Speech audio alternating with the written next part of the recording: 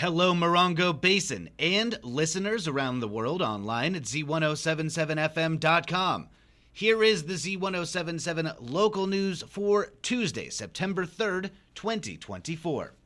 After reportedly firing 2 shots into the wall of his own home, the victim of a burglary in Joshua Tree was arrested for investigation into being a felon in possession of a ghost gun.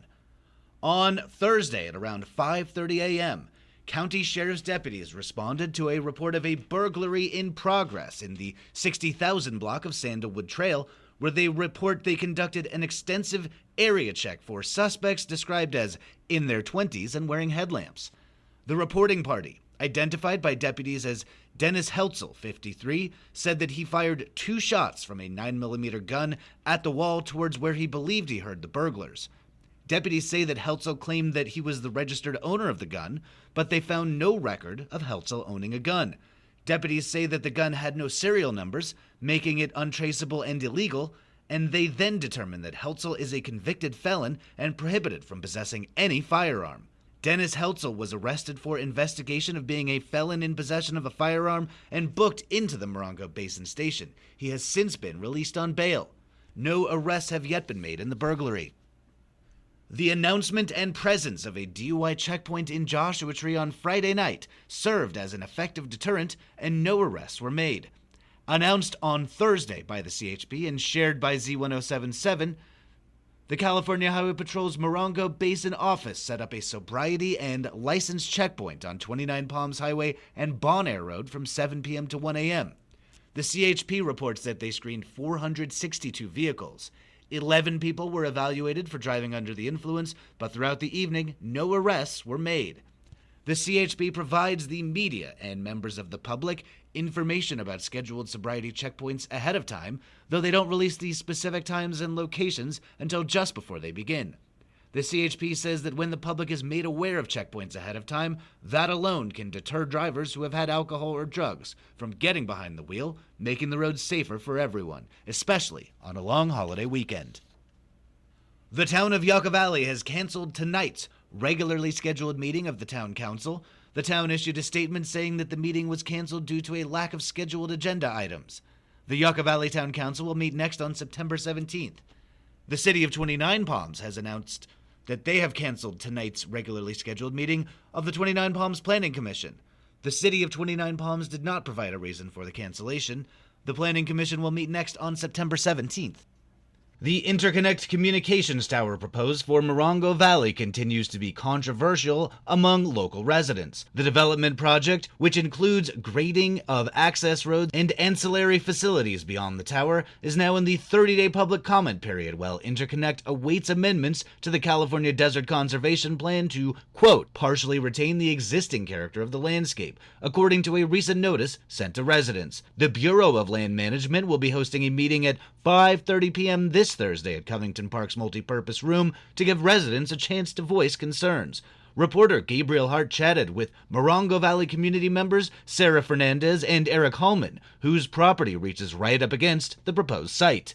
When Sarah Fernandez and Eric Hallman bought their property, little did they know they'd be in jeopardy of living in the shadow of a communications tower that could potentially obstruct their quality of life. But with a 23-year background in land planning, working alongside developers her entire career, Fernandez says she knows how these projects go. I know that the first proposal isn't always the only economical proposal. It's what makes them the most money, and because that's our public land, we should participate in the process. Fernandez and Hallman are not only concerned with the tower being approved and installed, but the precedent it will set afterwards. Once the BLM approves the tower, there's no longer any public or transparent process for providers to come in and install their equipment. The tower owner can install anything he wants for the entire duration of the lease with no regard to potential impacts, health concerns, safety concerns, visual impact. This is the only time that the Bureau of Land Management is going to study the environmental consequences of the tower. Once somebody pulls a right-of-way for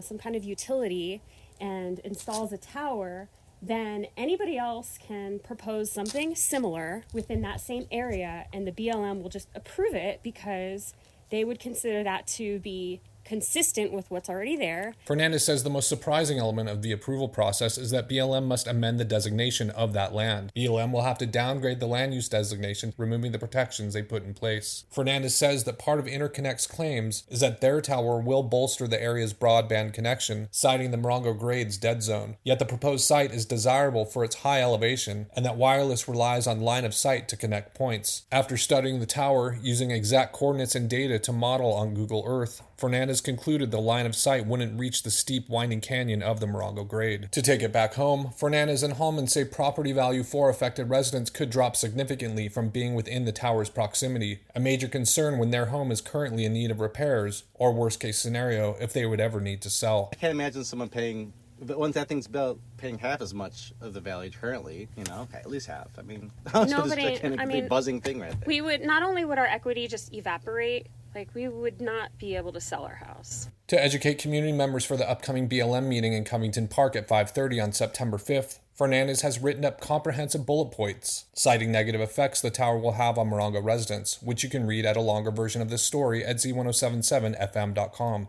Reporting for Z107.7, this is Gabriel Hart. Jurors in the Morongo Basin are about to get a raise. San Bernardino County's court system has been selected to participate in a state program that will significantly increase the amount that jurors are paid, increasing from $15 per day to $100 a day. The pilot program begins today and is the result of State Assembly Bill 1981, which hopes to increase the participation and overall diversity of juror pools. Beginning on their second day of service, each juror's daily pay rate will increase to $100 per day. Jurors will also receive a bump in mileage reimbursement as it moves from 34 cents per mile to 67 cents per mile. San Bernardino County, which includes the Joshua Tree Courthouse, was selected to participate in the program along with Alameda, El Dorado, Fresno, Imperial, Monterey, and Shasta counties. The pilot program will end by early 2026 or when funding is exhausted, whichever comes first. At the conclusion of the pilot, the Judicial Council will provide a report to the California State Legislature describing the findings of the program and information for promoting juror diversity. After years of planning, Yucca Valley's Aquatics and Recreation Center is turning from vision to reality. Here is reporter Adeline J. Wells with details on the upcoming groundbreaking event.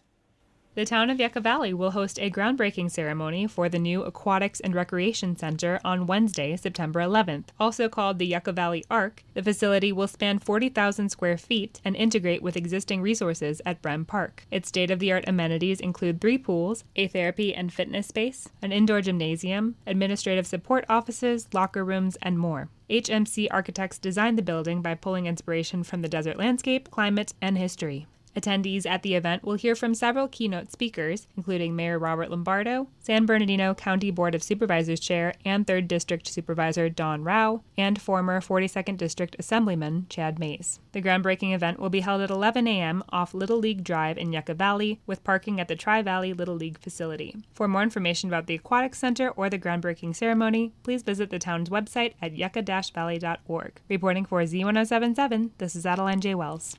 The 29 Palms varsity Wildcats boys football team lost their game against Canyon Springs High School by a score of 22-40.